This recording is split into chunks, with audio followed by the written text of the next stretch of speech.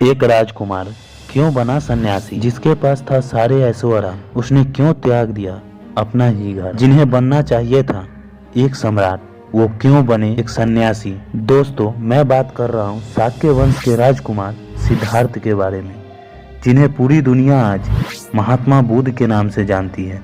अगर दोस्तों जानना चाहते हैं कि महात्मा बुद्ध ने क्यों त्यागा अपना घर और क्यों बने सन्यासी, तो इस वीडियो के लास्ट तक बने रहें और मेरे चैनल को सब्सक्राइब करें और बेल आइकन को दबा दें, ताकि ऐसी ही कहानियाँ सुनने को आपको मिलती रहे।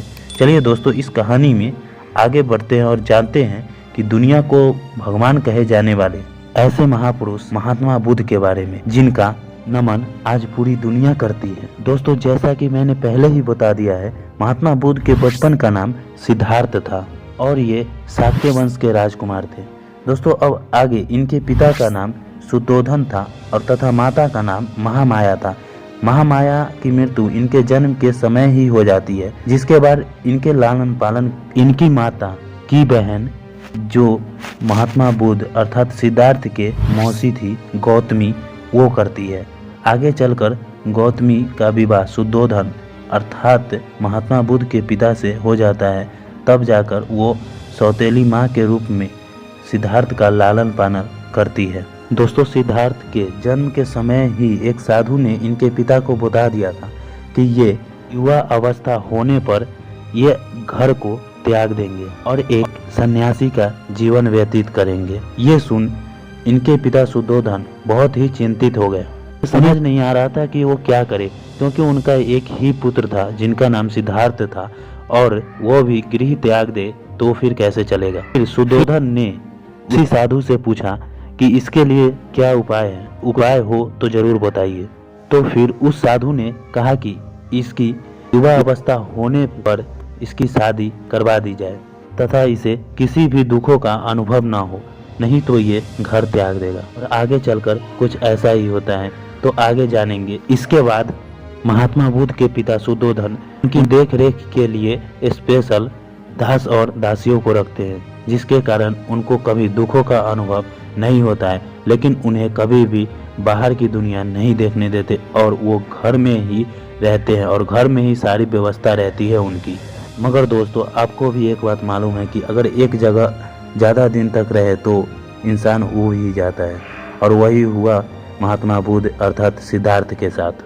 दोस्तों, कुछ समय बाद उनके पिता सुद्धोधन सिद्धार्थ की विवाह करवा देते हैं कन्या से। उस कन्या का नाम यशोधरा था। दोस्तों, इन्हीं यशोधरा से कुछ समय बाद एक पुत्र की प्राप्ति होती है, जिसका नाम राहुल पड़ता है। दोस्तों, राहुल का अर्थ होता है रास्तों का कांटा। ये नाम महात्मा बुद्ध ने ही उस अपने पुत्र को दिया था। दोस्तों, एक दिन महात्मा बुद्ध अर्थात सिद्धार्थ उस महल से ऊब जाते हैं, जिसके कारण वो बाहर जाने की इच्छा जताते हैं और वो अपने पिता के सामने हट करने लगते हैं, जिसके कारण उन्हें बाहर घूमने की अनुमति मिल जाती है। इनके पिता को मालूम था कि अगर इसे किसी भी तरह के दुखों का अनुभव हुआ तो फिर इसमें वैराग्य उत्पन्न हो जाएगा, जिसके कारण सिद्धार्थ को महलों से बाहर निकलने से पहले वो चारों तरफ साफ सफाई और खुशहाल वातावरण को रखते हैं। तब सिद्धार्थ रथ पे बैठकर बाहर की तरफ भ्रमण करने निकलते हैं। जब बाहर की तरफ भ्रमण करने उस रथ पे निकलते हैं, कुछ ऐसा होता है जिनके कारण सिद्धार्थ के मन में पूरी तरह से वैराग्य उत्पन्न हो जाता है। चलिए आगे मैं बताता हूँ कि ऐसा क्या हुआ जिनके कारण महात्मा बुद्ध को अर्थात सिद्धार्थ के मन में वैराग्य उत्पन्न हुआ। दोस्तों, सिद्धार्थ जब नगर भ्रमण के लिए आगे बढ़ते हैं तो सबसे पहले एक गरीब बीमार व्यक्ति मिलता है और उनके रथ के आगे आकर खड़ा हो जाता है। उसको देख सिद्धार्थ आश्चर्य हो जाते हैं, क्योंकि उन्होंने कभी ऐसा देखा नहीं था। रथ चला रहे सारथी से पूछते हैं कि ये व्यक्ति ऐसे क्यों है, तो सारथी जवाब देता है कि ये व्यक्ति बीमार है।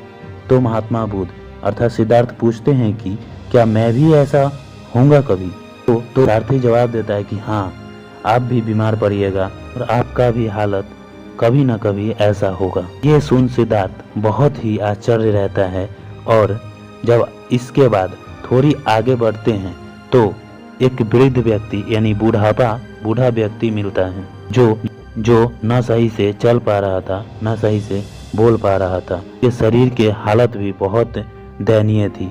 ऐसा रूप देखकर सिद्धार्थ बहुत ही चकित रह जाते हैं और फिर से सारथी से पूछते हैं कि ये अब क्या है। तो ये कहते हैं सारथी कि ये अब बूढ़ा हो चुका है और इसे अब भगवान के पास जाने का समय आ गया है। महात्मा बुद्ध को और शौक लगता है और जब इसके बाद थोड़ी और दूर बढ़ते हैं तो एक शव मिलता है, अर्थात लाश मिलती है, जो कि 4 व्यक्ति उसे कंधे पर उठाकर ले जा रहे थे। तब सिद्धार्थ उस सारथी से पूछते हैं कि ये व्यक्ति सोकर इसे 4 व्यक्ति क्यों ले जा रहा है। तो सारथी कहता है कि ये अब मर चुका है, इन्हें लोग जलाने के लिए ले जा रहे हैं। सिद्धार्थ उसी बात को फिर से रिपीट करते हैं और सारथी से पूछते हैं क्या एक दिन मैं भी ऐसे मर जाऊंगा और मेरी भी ऐसी ही मृत्यु हो जाएगी और मुझे जला दिया जाएगा क्या। तब सारथी कहता है मैं आप सभी को एक न एक दिन ऐसे ही जाना पड़ेगा। वो चिंतित हो जाते हैं और मन में कहते हैं कि मुझे ऐसे नहीं मरना और नहीं जाना, क्योंकि जब वह इससे थोड़ी आगे बढ़ते हैं तो उन्हें एक सन्यासी मिलते हैं जो उसी वृद्ध व्यक्ति के उम्र के और इतने तंदुरुस्त और शांत थे और अपनी तपस्या में लीन रहते थे। सिद्धार्थ ने फिर सारथी से पूछा क्या ये व्यक्ति भी गया। सारथी कहता है कि नहीं, ये सन्यासी है, ये एक तप कर रहा है, ये जीवित है। तो इन व्यक्ति को देखकर के मन में वैराग्य उत्पन्न हो जाता है और ये भी उस सन्यासी को देख सोच लेते हैं कि मैं भी सन्यासी बनूंगा। और उसके बाद वो अपना घर त्याग देते हैं 19 वर्ष की अवस्था में और अपने पत्नी सभी को त्याग देते हैं और वो राजकुमार होते हुए भी एक सन्यास की जीवन व्यतीत करते हैं। और दोस्तों अगले पार्ट को देखने के लिए कमेंट बॉक्स में कमेंट करें, मैं इसका अगला पार्ट भी लाऊंगा।